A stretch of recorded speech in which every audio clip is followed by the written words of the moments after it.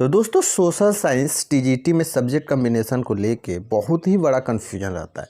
तो आज के इस वीडियो में हम सब्जेक्ट कम्बिनेशन कैसे बनता है और कैसे देखा जाता है आपके रिजल्ट में। जैसे बीपीएससी टीआरई 4 आने वाला है उसमें, या दोस्तों केबीएस में, या यूपी टीजीटी की वैकेंसी में, सब में सब्जेक्ट कम्बिनेशन होना अनिवार्य है सोशल साइंस के स्टूडेंट के लिए। तो दोस्तों यहाँ पे आप देखना बीए दो प्रकार का होता है। अगर आप बीए कर रहे हो तो हम बीए वाले पे बात कर रहे हैं, आर्ट वाला पे। एक होता है ऑनर्स से और एक होता है नॉर्मल बीए, ठीक है। तो ऑनर्स वाले बीए करते हैं बहुत सारे बच्चे, और बहुत सारे बच्चे नॉर्मल वाले बीए करते हैं। तो ऑनर्स वाला जो बीए होता है उसमें लास्ट ईयर्स में एक सब्जेक्ट होता है, मतलब इसमें ऑनर्स वाला में मेजर एक सब्जेक्ट होता है जिस सब्जेक्ट से आपको बीए करना होता है, लेकिन 2 साल एडिशनल 2 सब्जेक्ट आपको पढ़ना पड़ता है। लेकिन नॉर्मल वाले बीए में लास्ट ईयर में चल के 2 सब्जेक्ट हो जाता है, 3 सब्जेक्ट रहता है, 2 सब्जेक्ट हो जाता है। और फर्स्ट ईयर सेकेंड ईयर इसमें 3 सब्जेक्ट रहता है, जैसे कि अभी हम अब बताए हैं कि एक मेजर होता है, 2 एडिशनल पढ़ना पड़ता है। और नॉर्मल वाला में भी सेम वही प्रोसेस होता है, फर्स्ट ईयर और सेकेंड ईयर में आपको 3 सब्जेक्ट पढ़ना पड़ता है। इस स्लाइड आपको समझ में आ गया। नॉर्मल सा पहले हम बेसिक समझ रहे हैं। अब यहाँ पे देखो सब्जेक्ट कम्बिनेशन कैसे काउंट किया जाता है। तो यहाँ पे देखना, ये 4 सब्जेक्ट आपको दिया जाता है, जैसे हिस्ट्री, ज्योग्राफी, पॉलिटी और इकोनॉमिक्स, ठीक है। इस 4 सब्जेक्ट में से हिस्ट्री या ज्योग्राफी में से कोई एक होना कंपलसरी है आपके बीए में, ठीक है, हिस्ट्री या ज्योग्राफी में से।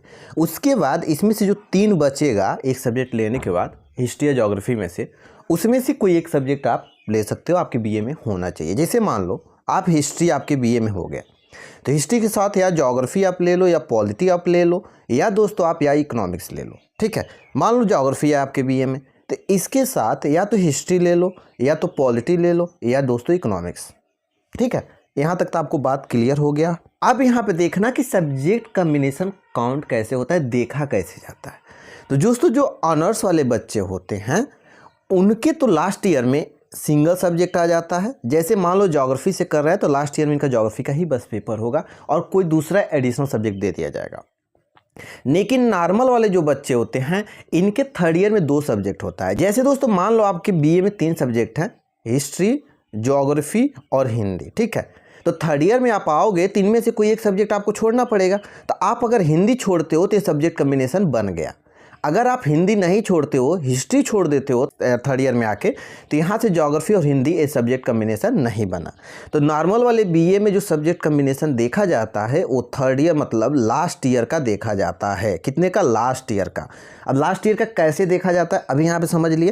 तो नॉर्मल बीए वाला में जो सब्जेक्ट कम्बिनेशन देखा जाता है वो दोस्तों थर्ड ईयर का देखा जाता है कि आप थर्ड ईयर में जो 4 सब्जेक्ट अभी हम आपको पीछे दिखाए हैं, इन 4 में से कोई 2 पढ़े हो कि नहीं पढ़े हो। ये बात तो आपको क्लियर हो गया।